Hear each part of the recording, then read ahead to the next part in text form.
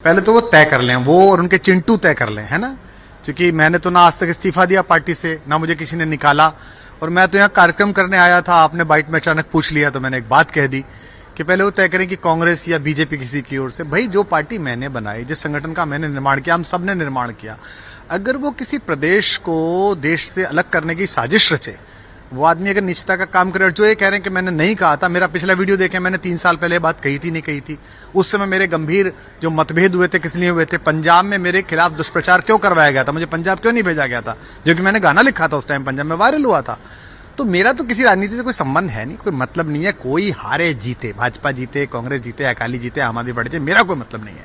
But हाँ, जो बात थी मेरे मुंह से निकली और वो सच है। और ये जो इस पार्टी से हैं, उस पार्टी से हैं, चिंटू जो बोल रहे हैं, भैया मैं किसी पार्टी नहीं, मैं तो अपनी पार्टी से हूं जो मैंने बनाई है। उस घर पे कब्जा कुछ गलत लोगों ने कर लिया है तो उससे असर थोड़ी पड़ता है। और कुछ लोगों ने ये भी कहा है कि क्या कोई प्रमाण है आपके पास, आपने जो बात कही, क्या कोई और भी है जो ये बात जानता हो, या कोई ऐसा सबूत जो आप दे सके कि हाँ ये उन्होंने कहा था।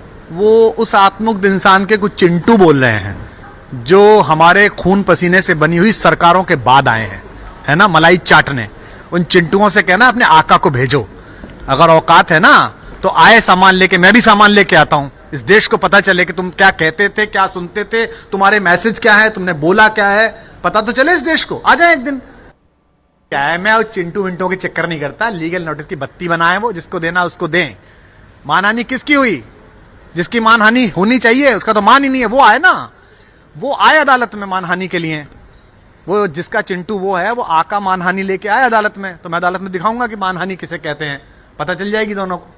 कल के बयान के बाद आपको किसी का फोन आया आम आदमी पार्टी की तरफ से, उनके समर्थकों की तरफ से, किसी और की तरफ से, किसी और तरह का संपर्क? वो जो धमकियां भेज रहे हैं, जो फोन कर रहे हैं, जो मैसेंजर पे भेज रहे हैं, जो व्हाट्सएप ग्रुप में धमकी चल रही है उनके, उनसे कहना है कि इनसे डरने का मेरा वक्त निकल गया। ना मेरा किसी पॉलिटिकल पार्टी में कोई इंटरेस्ट है, ना मेरे को किसी जीत हार में इंटरेस्ट है। मैं तो अपना ये कार्यक्रम कर रहा था। आपने मुझसे इस कार्यक्रम के बीच में सवाल पूछ लिया, इसने मैंने जवाब दे दिया।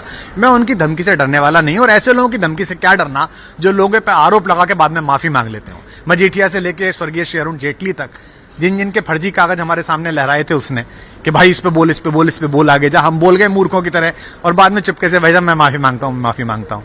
ऐसे आदमी का क्या भरोसा करना। लेकिन ये भी बात कही पंजाब चुनाव के दरमियान ही आपने। अरे भैया, आप पंजाब चुनाव के दरमियान यहाँ पे आए थे, मैं क्या करूं, स्वर्ण भारत पंजाब चुनाव के दौरान चल रहा था। मैंने आपसे कही थी कि आप पंजाब चुनाव में मुझसे पूछो। आपने मुझसे पूछा कि उसने ऐसा कहा है कि हिंदू डरे हुए फला हुए हैं, तो मेरे अंदर जो जो था, जो मुझे पता था, वो निकल गया। यही मेरी क्वालिटी है कि मैं बोलता हूं तो निकल जाता है। और उससे, उसके चिंटुओं से ये कहना है कि आका की थोड़ी बहुत इज्जत बचानी है ना, तो मुझसे ज्यादा मत भिड़ो, वरना मैं सारी बता दूंगा क्या क्या है। अभी कुछ सांपों के इलाज कुछ विशेष सपेरों पर होते हैं। सर, प्रधानमंत्री और उसके अलावा राहुल गांधी जो हैं, उनके बयान सामने आए, आप पर हमला बोल रहे हैं एक खास बयान को लेकर, उस पर आपका क्या कहना है?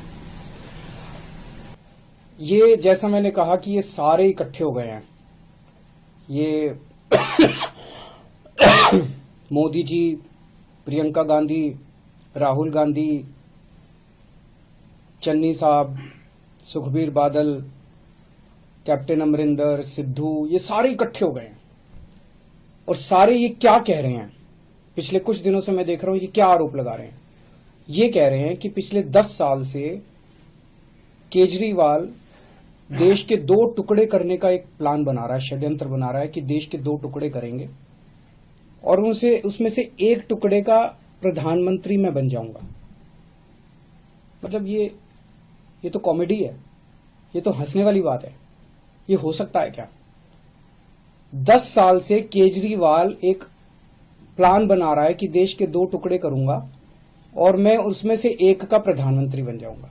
तो मैं पूछना चाहता हूं, ये तो इसका मतलब मैं बहुत बड़ा आतंकवादी हो गया। तो ये इनकी सारी सिक्योरिटी एजेंसीज क्या कर रही थी? पिछले 10 साल में 3 साल तो कांग्रेस की सरकार थी। कांग्रेस वालों ने क्या किया? सो रहे थे वो लोग। 7 साल से बीजेपी की सरकार है, केंद्र में मोदी सरकार है। मोदी जी ने क्या किया? मेरे को गिरफ्तार क्यों नहीं किया? इनकी एजेंसीज क्या कर रही थी अभी तक? तो ये ऐसी हास्यास्पद बात है जिसको मतलब सुन के ही हंसी आती है।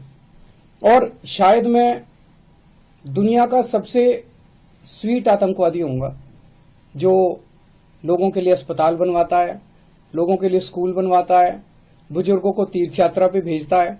आज तक तो मैं समझता हूं कि दुनिया में ऐसा कोई आतंकवादी पैदा नहीं हुआ जो सड़कें बनवाता है, पानी बनवाता है, बिजली ठीक करता है, लोगों को बिजली फ्री देता है, लोगों की सेवा करता है। ऐसा तो आतंकवादी आज तक कभी पैदा ही नहीं हुआ होगा। और बड़ी इंटरेस्टिंग चीज है, इसका जरा सा सीक्वेंस अगर हम देखें,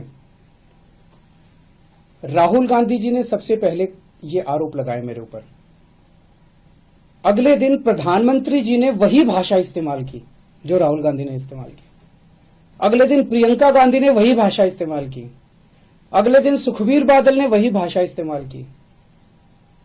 मेरे को कुछ लोग, मेरे लोग कह रहे थे जी राहुल गांधी पे लोगों को यकीन नहीं, या राहुल गांधी जी कुछ बोलते थे तो जनता विश्वास नहीं करती, लेकिन ये नहीं सोचा था कि प्रधानमंत्री नरेंद्र मोदी जी राहुल गांधी की नकल करेंगे, एक दिन ऐसा भी आएगा। प्रधानमंत्री जी भी राहुल गांधी बन जाएंगे, एक दिन ऐसा भी आएगा। और ये इतना बड़ा आतंकवादी ये पकड़ा कैसे गया? पिछले 10 साल में, 7 साल में, जब से मोदी सरकार आई है, इन्होंने मेरे घर पे, मेरे दफ्तर पे दिल्ली पुलिस की रेड कराई, उसमें कुछ नहीं मिला। इन्होंने मेरे पे इनकम टैक्स की रेड कराई, ईडी की रेड कराई, सारी एजेंसीज की रेड कराई, मेरे दफ्तर में, मेरे बेडरूम तक पहुंच गए, किसी भी एजेंसी को कुछ नहीं मिला। फिर एक दिन एक कवि ने खड़े होकर एक कविता सुनाई, और उस कविता में उसने कहा कि 7 साल पहले केजरीवाल ने मेरे को कहा था कि देश के 2 टुकड़े करेंगे, एक टुकड़े का पीएम तू बन जाइए और एक टुकड़े का पीएम मैं बन जाऊंगा। और उसके बाद राहुल गांधी ने ये बात कही, प्रधानमंत्री जी ने राहुल गांधी की स्पीच देखी, तब प्रधानमंत्री जी को समझ में आया कि इतना बड़ा आतंकवादी इस देश के अंदर पनप रहा है। ये तो शुक्र हो उस कवि का जो उसने इतना बड़ा आतंकवादी पकड़ लिया, नहीं तो इनकी सारी एजेंसीज नहीं पकड़ पाई थी। मतलब ये चल क्या रहा है? ये नौटंकी बना दी है इन लोगों ने। देश की सबसे बड़ी 2 पार्टियां, नेशनल पार्टियां, उनके टॉप के नेता मिलके देश की सुरक्षा का मजाक उड़ा रहे हैं। इस तरह से देश की सुरक्षा के ऊपर को डील किया जाता है। मैं समझता हूं कि आतंकवादी 2 किस्म के होते हैं। एक वो आतंकवादी होते हैं जो जनता में खौफ फैलाते हैं, और एक वो आतंकवादी होते हैं जो भ्रष्टाचारियों में खौफ फैलाते हैं। आज ये सारे भ्रष्टाचारी इकट्ठे हो गए हैं, सारे चोर लुटेरे ये सारे इकट्ठे हो गए हैं, और ये मिलके इनको मेरे से डर लग रहा है। एक तरह से इन लोगों के लिए मैं आतंकवादी हूं, जनता के लिए तो मैं स्कूल बनवाता हूं, जनता के लिए अस्पताल बनवाता हूं, लेकिन इन लोगों के लिए मैं आतंकवादी हूं।